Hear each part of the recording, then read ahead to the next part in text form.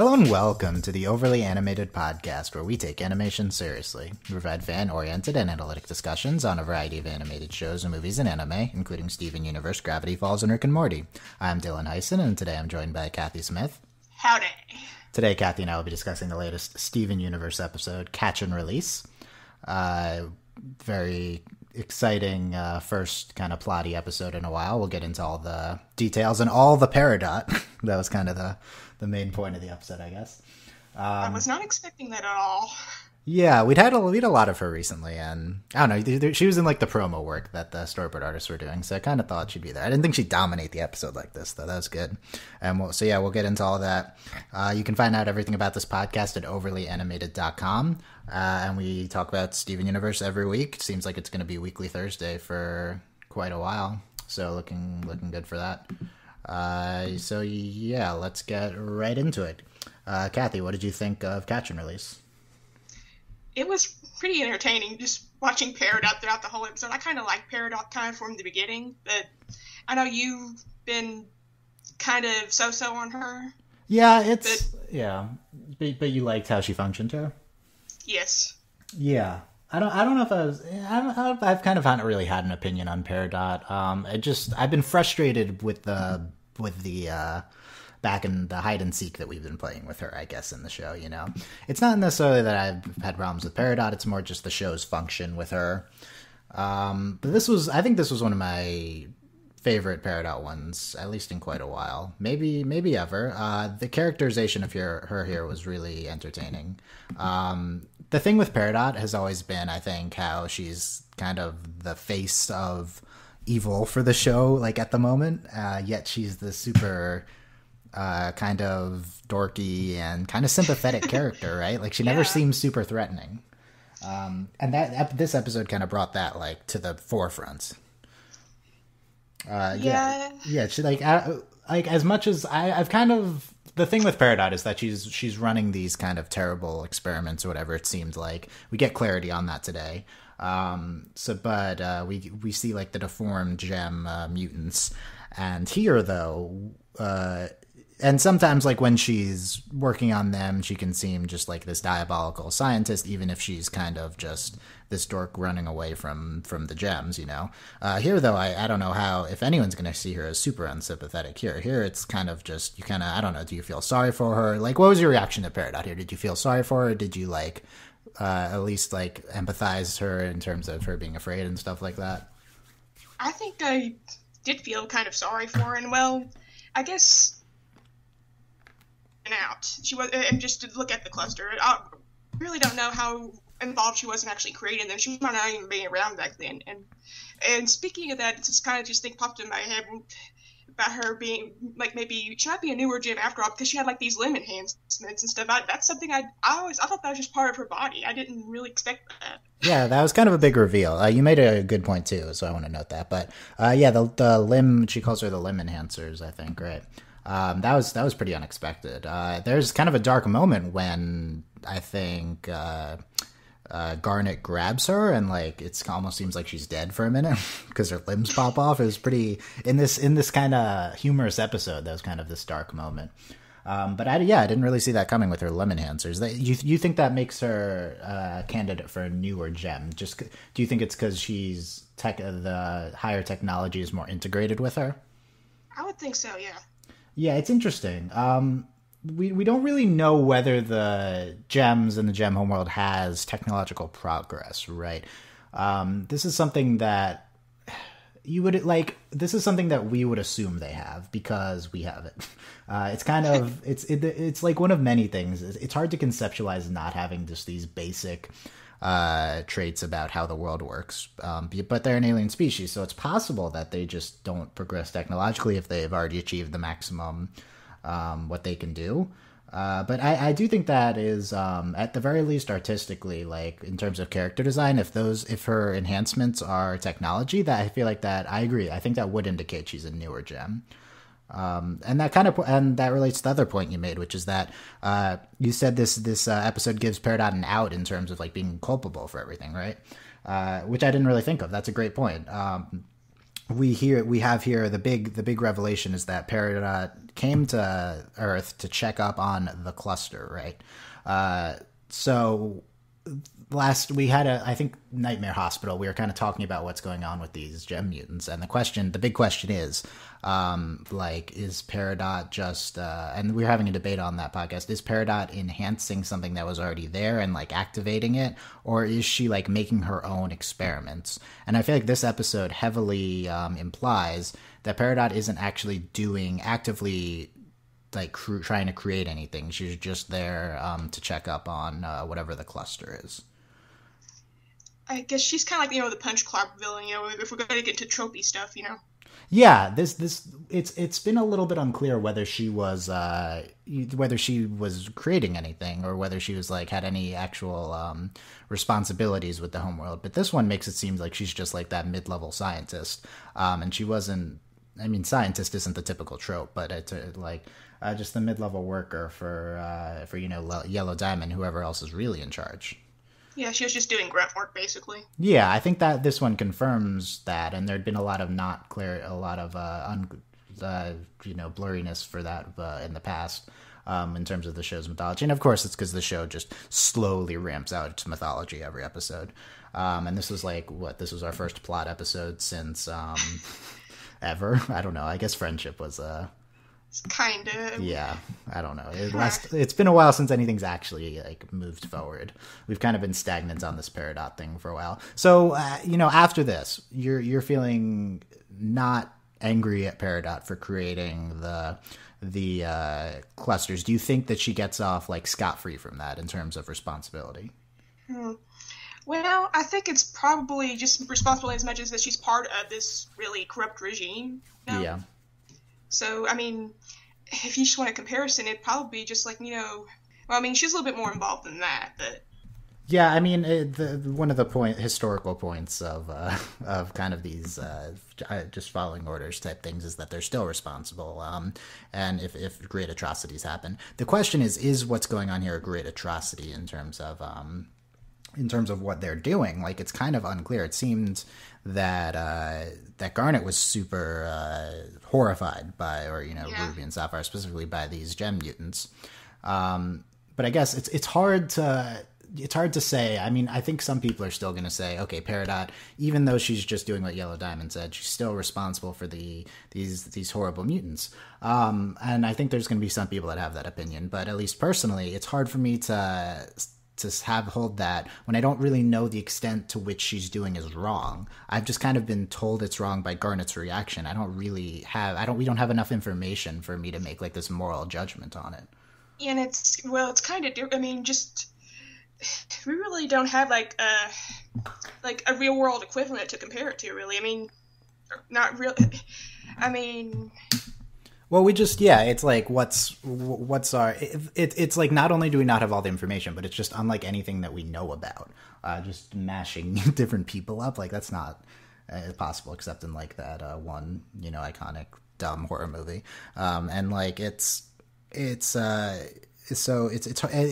kind of relates to the what I was talking about with the technological development. It's like we don't really have a concept of what they're doing, so it's maybe hard to relate it to us. I do feel like most people, this episode makes you pretty hard want to root for Peridot, though, I think, regardless of her responsibilities. It like portrays her as kind of scared and she really just wants to go home. They kind of pull the same thing with Lapis here, and they even reference Lapis. Do you think she comes off like what's your reaction to Peridot here? Do you think it's similar at all to how you felt about Lapis in Marriage M or whatever the episode was? Yeah. This was more sympathetic somehow. I'm not sure why. Interesting. Maybe it's just because, well, I guess where Lapis probably just been there for thousands of years. And maybe, I don't know, maybe it's because she wasn't initially as antagonistic as Peridot is. Maybe she's always just going around, she's just kind of, I guess, really suspicious, and well, I guess, can't really blame her for that. It's possible Lapis was more, like, militant in her introduction, whereas Peridot is more harmless. Lapis, like, raises the entire ocean and threatens all of them, so maybe she seemed more antagonistic at first. I mean, personally, I've always been super sympathetic to Lapis, but that's not a super logical reaction, you know. But it's and I'm not. Some people are super sympathetic to Peridot, right? So I'm not sure there, but it is interesting to see the reaction to Peridot. And what's maybe even more interesting is Peridot is still in the picture after this episode. The episode ends with her in the bathroom still. Well, I guess by less antagonistic, because I mean, she was kind of really to talk to Steven and say, like, do you want to go home with me or not? And well, but Peridot, but she was just, I'm not sure what it is. It makes me more sympathetic to Lapis. I don't know. It's a hard comparison to make. Well, Peridot's already kind of this complicated character, and maybe we should focus in more on her. Although Lapis mentioned again, when are we going to get resolution on Lapis? Who knows? But maybe now that we've kind of getting closer to resolving Peridot. So yeah, about so okay, we could talk about a few things. So we could talk about specifics in the episode. We could do speculating on the gem cluster. Let's get into episode specifics a little bit first. There's not much here, right? We talked about the big moment with her like getting bubbled, and then Steven releases the bubble. This is a very Steven reaction, right? Getting worried, anxious. That's kind of a very, not only Steven reaction, kind of a main character reaction. And then he releases Peridot. What do you think of Steven's decision to let Peridot out of the bubble? Steven just wants everybody to get along and negotiate and cooperate with it. He's just such a sweet kid. Yeah, I agree, yeah. You can't expect Steven to do anything differently here. I also think this shows that the Crystal Gems still don't have the best read on Steven, I guess. Like, it's maybe still hard for them to understand his thought processes, because at the audience, we really know this is coming. But like they might never guess it, right? Because they're just like, oh, that's the enemy, and now she's in the bubble, right? So I don't know. Maybe there's the whole thing about the crystal gems relating to human emotions to get into. We don't need to talk about that right now. Peridot capturing Steven in the beginning. That's kind of how it all started. That's interesting. I like how they approach it. The tone of this episode is pretty humorous overall. And I think there's a lot of moments that really could be darker. Like this episode starts with the main character getting, kind of kidnapped, and has a character almost seemingly dying for a minute. Yet it remains kind of with this awkward, humorous tone throughout. What do you think of that decision for this episode? Do you like the tone that was established? I want to say yes, because I do kind of have like a funny bone in me. I kind of like humor. I like humor, but I don't know. I mean, I guess it always has to have this sort of balance. It can't get too dark, or otherwise, first of all, it's a kids show, and well, it has to be not so dark that's going to scare the kids. Yeah, it's like I don't know if it would feel right in terms of tone for this one to be kind of darker.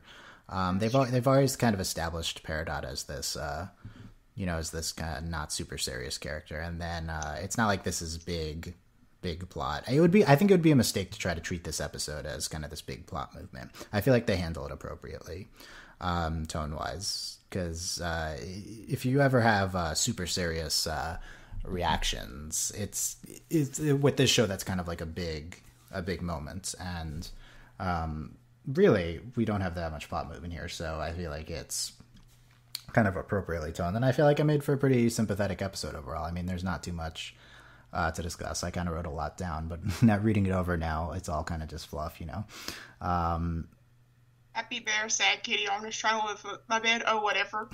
Yeah, it was a pretty interesting beginning to the episode.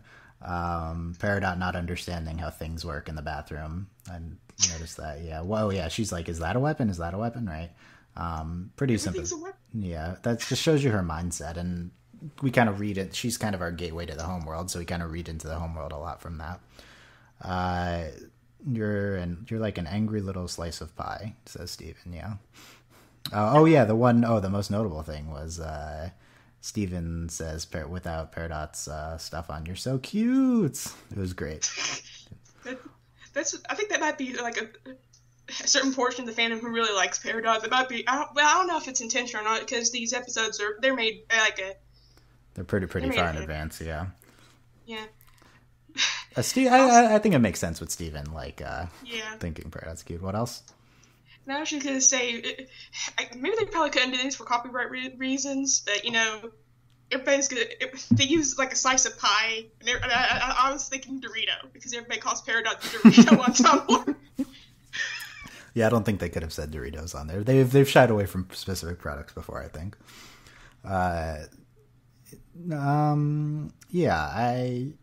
Steven, notable line. What's with you guys making me pee outside? I don't. Interesting. What else has happened there? That brings up questions. Didn't that happen in one episode? Did it happen? I don't remember that. Yeah, it wasn't in Keystone Motel or something like that where they were there and they had. And I said, I have to use the bathroom. And yeah, you're right. Okay, that's a callback to Keystone Motel. Nice, yeah. The others don't know about that one, though, so that's interesting. Yeah, so I don't know, unless you see any other notable lines to talk about on here.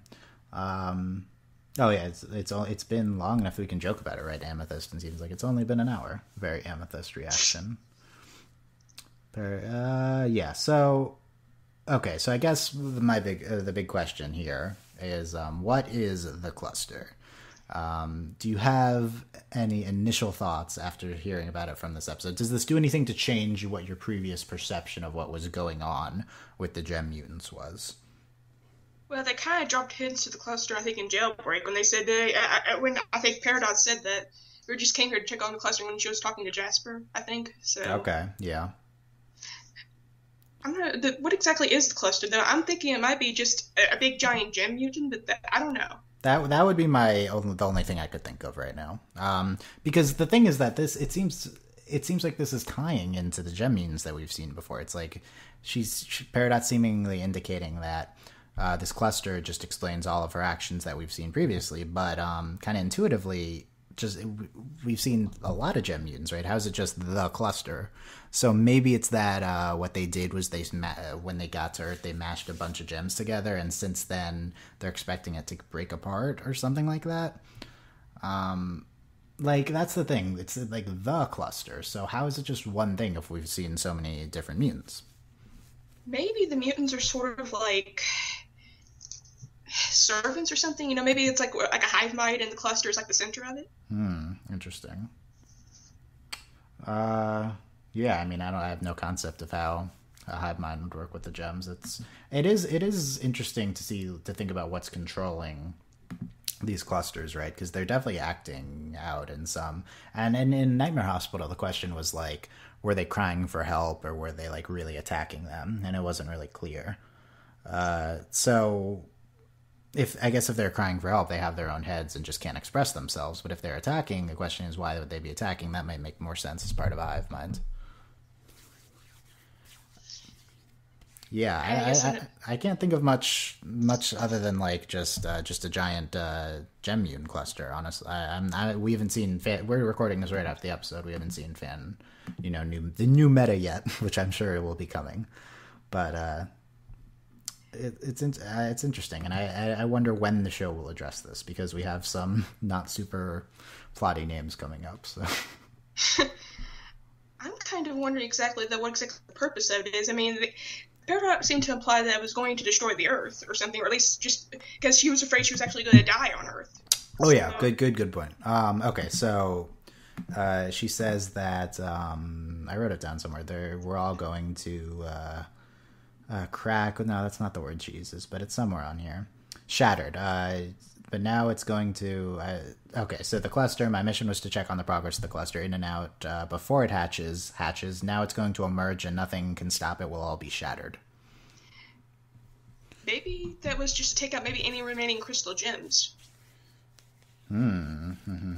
Yeah, right. Because she specifically says we'll all be shattered. So the question is the cluster specifically to take out the gems on the Earth, or is it just that that's like the gem version of die, right? So that's just Peridot's perspective is we'll all be shattered.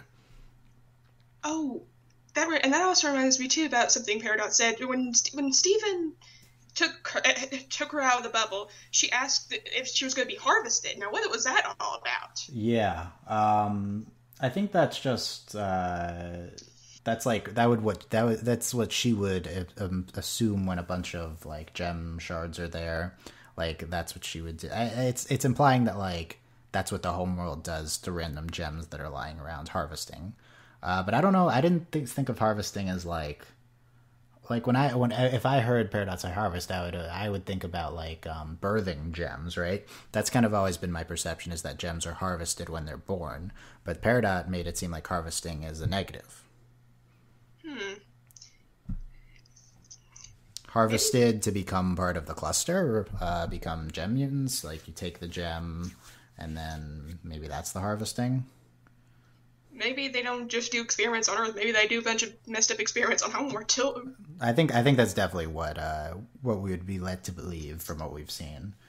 But yeah, that's true. This is a good point. Harvesting. I have to change my language now with the crystal gems, because we now have a canon use of harvesting, but it's a negative. So yeah, I have no idea what that would mean. The cluster, so the cluster is going to take over there. So that's kind of, this is going to be the plot of season 2 now. This is kind of the impetus for the rest of the season. So we have to stop the cluster. But what is the cluster? How is it going to destroy the Earth? How does it relate to the mutants? These are all questions that this episode brings up. And we have to somehow tie in Malachite into all this. Yeah. When will Lapis be back? That is my big question. I don't know. So we have a lot now. I don't know. This is not even the halfway point of the season. Where were we in season 1 in episode 18? Probably like nothing. Yeah, we'd gotten the second Lion one already. It's next week when it rains, and it seems I saw a description of that somewhere, but it didn't seem like we're going to directly tie to this. I am not sure. Steven helps out a friend who's afraid of thunderstorms. Maybe that's maybe that's Peridot, yeah, and they just wouldn't put Peridot in there. So now we're going to see like 5 episodes about Steven and Peridot bonding. That'd be cute, I guess, although a little bit tiring.